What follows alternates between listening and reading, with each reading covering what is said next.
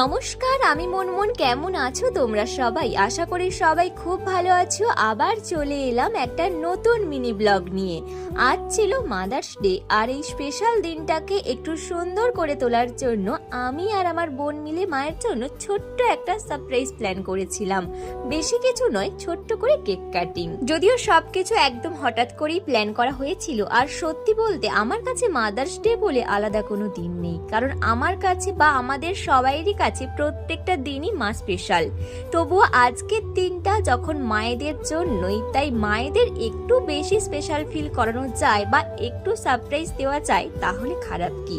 তাদেরও তো ইচ্ছে করে একটু কেক কাটতে, একটু আলাদা অনুভব করতে। তাই ভাবলাম ছোট্ট করেই কিছু একটা করি। তো তোমরা দেখতে পাচ্ছ আমরা কিন্তু এখানে সবকিছু রেডি করে ফেলেছি, আর এদিকে মা বাবা অলরেডি ঘুমিয়ে পড়েছে। আমি আর আমার বোন চুপচাপ সব সেট আপ করছি যাতে মা কিছু টের না পায়।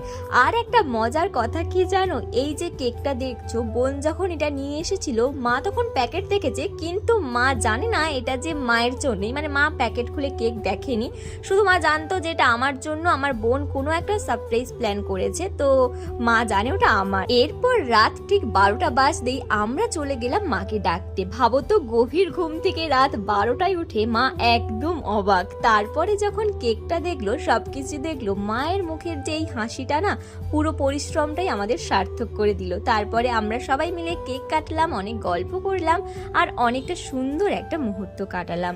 তো এই করে আজকের ব্লগটা শেষ করলাম। কেমন লাগলো তোমাদের অবশ্যই জানিও। তো চলো, টাটা।